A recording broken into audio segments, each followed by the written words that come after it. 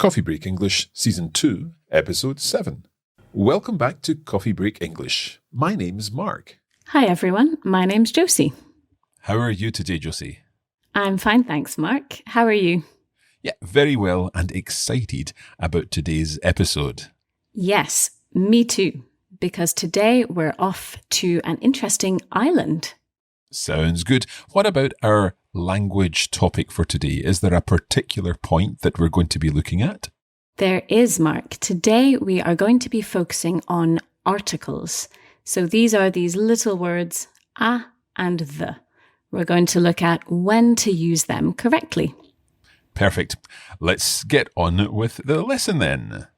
Hi everyone, this is Matthew, and I'm back with another text. Today, we're venturing far out into the South Pacific Ocean. Around 640 kilometres north of the island of Samoa, in the South Pacific Ocean, is the atoll of Puka Puka. Puka Puka is the most remote part of the Cook Islands. The total land area of the atoll is 3 square kilometres, and the island has a population of just 785. The coral atoll of Puka Puka is a very beautiful place. And although it is extremely remote, many travellers think it is worth visiting for its amazing beaches and natural landscapes. There are 3 main villages on the island, called Takanumi, Kodipolo, and Te Langakula. However, in daily life, the islanders refer to the villages as Taipani, which means Japan, Malaiki or Amalika, which means the United States, and Olani, which means Holland. During the regular sports events between the villages, they even use the flags of these countries. But there is a mystery on Puka Puka. During an archaeological dig, bones of a dog dating back to 300 BC were discovered. But according to the Puka Puka people, dogs have never existed on the island. The bones do not match Polynesian dogs or Australian dingoes, and there are no matching fossils from Southeast Asia. In fact, it seems that this particular dog has never existed anywhere else on Earth. Since it was discovered, not much more has been revealed about the fossil dog of Puka Puka, so the mystery on this beautiful remote island continues. An interesting story indeed. I like a bit of mystery. Yes, very mysterious. Let's go back through the text now. And Josie, do you want to read each sentence and we can talk about what's included? Okay, let's get started. Around 640 kilometres north of the island of Samoa in the South Pacific Ocean is the atoll of Puka Puka. Okay, so we are heading to the South Pacific Ocean. Josie, where is that? Well, the South Pacific Ocean is basically in between Australia and South America. Okay. What about this first sentence then? Is there anything you want to talk about here? Yes. So as you said, we're in the South Pacific Ocean. So this is the first rule I want to point out about when we use the word the. So when we talk about oceans or seas and we mention their name, we use the article the. So we have the South Pacific Ocean, the Atlantic Ocean, and the Mediterranean Sea. Okay.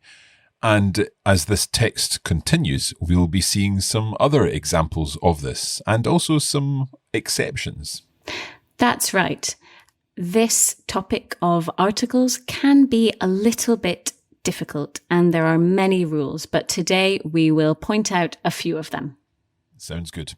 Now, the place that we're talking about, Puka Puka, is described as an atoll. Can you explain what an atoll is? Yes, so an atoll is actually not a very common word in English, but it is basically a circular coral reef, which might include some coral islands. Okay, and coral? Yes, so coral is a living thing which we find underwater. It looks a little bit like rocks. It's found in tropical waters. And a coral reef is basically a wall or a structure made out of this coral. Okay, let's continue on with the text. Okay. Puka Puka is the most remote part of the Cook Islands. Okay, so it's the most remote part. Remote would mean isolated or distant. That's right. Absolutely. And here we have the superlative form of this adjective, remote, the most remote. So this is another rule about articles. When we use the superlative form of the adjective, we always use the most remote. Could we say, for example, the most delicious cake in the world? Absolutely, yes. Or we could say English is the easiest language to learn. We hope it is with Coffee Break English. Absolutely, I hope so. Now, we've also seen here puka puka, but there's no word for the there. There's no article with puka puka. That's right, absolutely. And that's because when we use the names of islands, we don't use an article. So we're saying the island of Puka Puka, but when we just mention the name, we don't need to say the. And can you think of any other examples of islands like this, Mark? Yes, many. Sicily or Aruba, Mallorca, one of my favorite places. Absolutely. So we would say the island of Mallorca, the island of Samoa, the island of Puka Puka.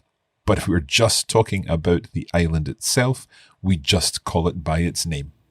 That's right. But in this sentence, Josie, we can hear also the Cook Islands. That's right. So when we are talking about groups of islands, so more than one island, we have to use the. So, for example, the Cook Islands, the Galapagos Islands, the Seychelles. The Hebrides here in Scotland?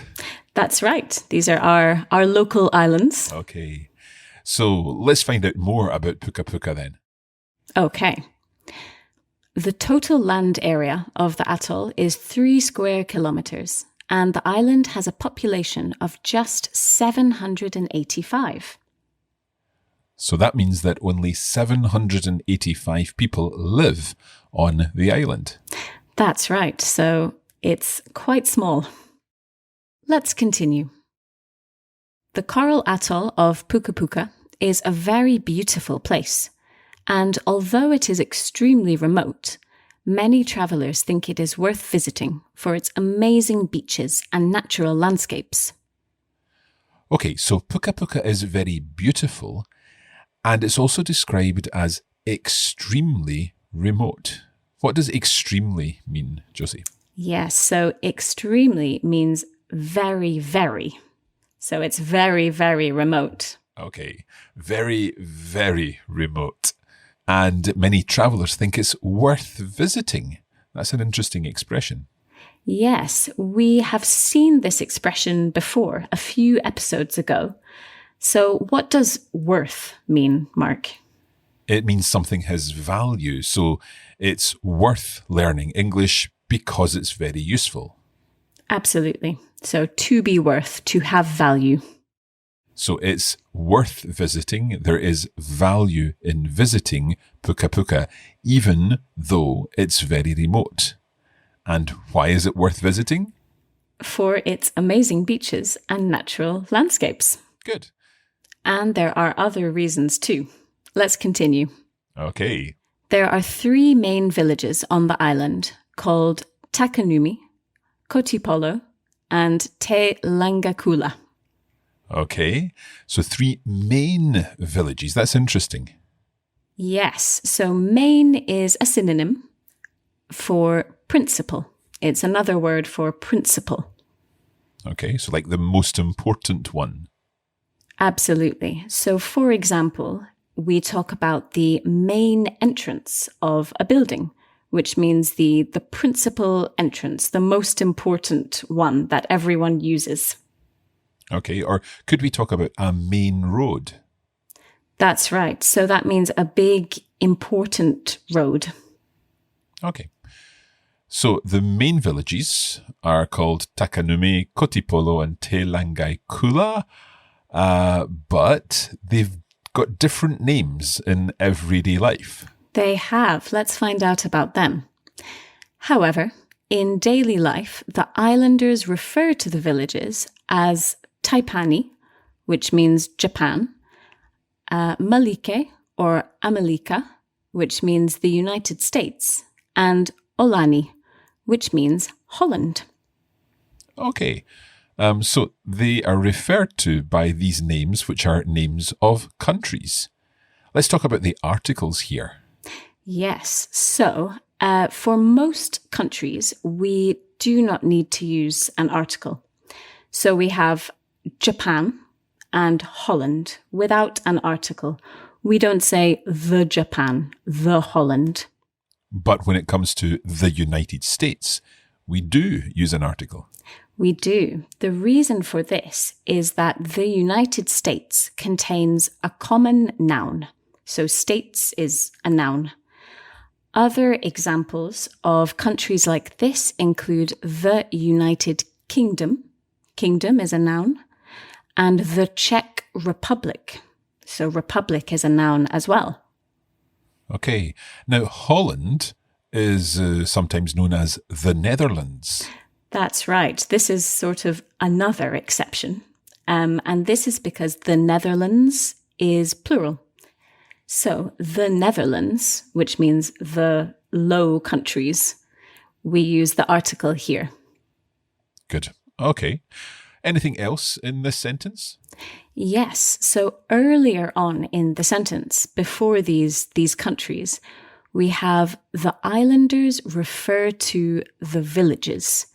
First of all, what is an islander, Mark? An islander is someone who lives on an island. That's right. So we have the islanders refer to the villages. Here we are using the article the.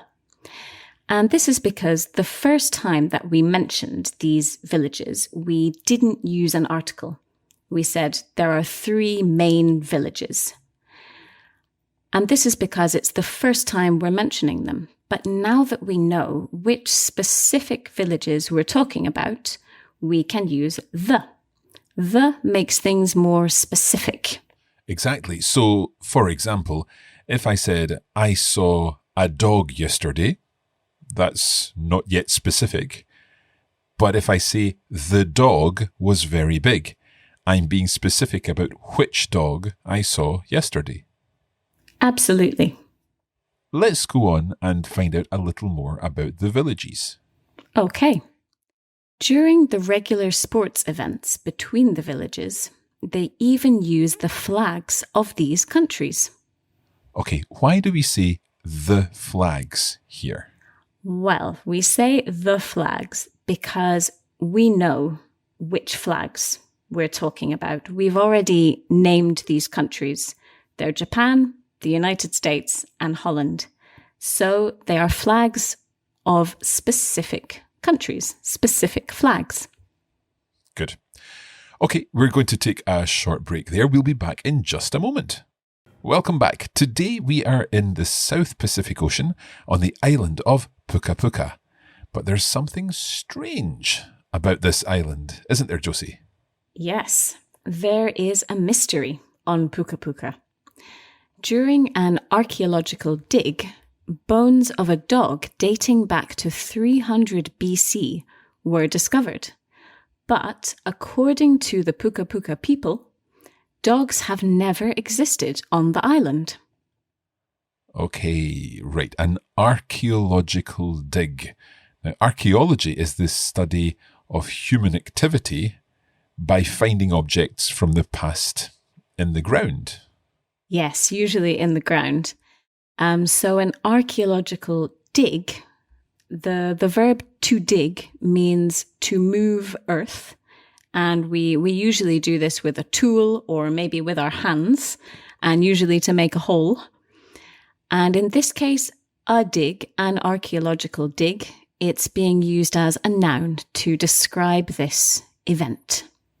Okay, so during this dig, there were bones found. That's right. So bones of a dog were found. So with both of these nouns, bones and dog, we are not using the, because this is the first time we are mentioning both the bones and the dog. So when we have a plural, non-specific noun, we don't use an article, bones, not the bones. And when we have a singular, non-specific noun, we use a dog. Okay, and these bones dated back to 300 BC. Absolutely. So this expression, dating back to 300 BC, this means that the bones can be traced to the year 300 BC. They are from the year 300 BC. But strangely, according to the Puka Puka people, dogs have never existed on the island. And there's no article there either. Dogs. Yes, there's no article here. And that's because here we are talking about dogs in general. All dogs, not some specific dogs. So, for example, I could say, I like strawberries. And that means I like all strawberries, strawberries in general. Or I could say, I like the strawberries, which grow in my garden. And here I'm talking about some specific strawberries. So I say the strawberries. Excellent. Okay, let's continue on to find out more about the bones. Okay. The bones do not match Polynesian dogs or Australian dingoes. And there are no matching fossils from Southeast Asia. Okay. Now, fossils are parts of very old plants or animals which have been preserved in rock. Yes, that's right. And it's worth mentioning that at the start of this sentence, I said, the bones. The bones do not match Polynesian dogs. Now, why do you think I'm using the article the here, Mark? Because you're referring to the bones which we have now already mentioned. That's right. So these are specific bones which we know about now, the bones of this dog. Okay. And what about this particular dog? So, in fact, it seems that this particular dog has never existed anywhere else on Earth. Wow. Okay, this particular dog. Yes. Particular, I think it could be a kind of false friend in some other languages. So maybe other languages have a similar word which doesn't quite mean the same thing as it does in English. What does particular mean in English, Mark? In this case, it's like this specific dog, this particular dog. That's right. It just means specific. Yes. Okay. So let's finish off the text. Since it was discovered, not much more has been revealed about the fossil dog of Puka Puka. So the mystery on this beautiful remote island continues. Now here we're seeing the fossil dog. Why is the article used here? So here we're using the fossil dog because we've been talking about this dog for a while now, and we know exactly which one it is. It's this specific, well-known, famous dog of Puka Puka. The fossil dog of Puka Puka. Okay, let's hear the text one more time, and hopefully now everything will make sense. Around 640 kilometres north of the island of Samoa, in the South Pacific Ocean, is the atoll of Puka Puka. Puka Puka is the most remote part of the Cook Islands. The total land area of the atoll is 3 square kilometres, and the island has a population of just 785. The coral atoll of Puka Puka is a very beautiful place, and although it is extremely remote, many travellers think it is worth visiting for its amazing beaches and natural landscapes. There are 3 main villages on the island, called Takanumi, Kodipolo, and Te Langakula. However, in daily life, the islanders refer to the villages as Taipani, which means Japan, Malaiki or America, which means the United States, and Olani, which means Holland. During the regular sports events between the villages, they even use the flags of these countries. But there is a mystery on Puka Puka. During an archaeological dig, bones of a dog dating back to 300 BC were discovered. But according to the Puka Puka people, dogs have never existed on the island. The bones do not match Polynesian dogs or Australian dingoes, and there are no matching fossils from Southeast Asia. In fact, it seems that this particular dog has never existed anywhere else on Earth.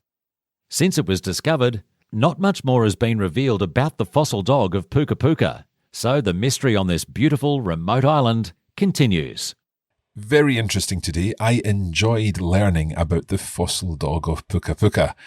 Now, if you'd like to find out more about this text and get more practice, then head over to coffeebreakacademy.com, where you'll find more information about this text and indeed about all the texts covered in our series. That's right, Mark. And if you'd like to practice your English, you can also do so on social media. Just search for Coffee Break English on Facebook and on Instagram, where we post regular language challenges and cultural information. Next time, we are back in the UK, so I'm looking forward to that episode too. Me too. See you next time. Bye-bye.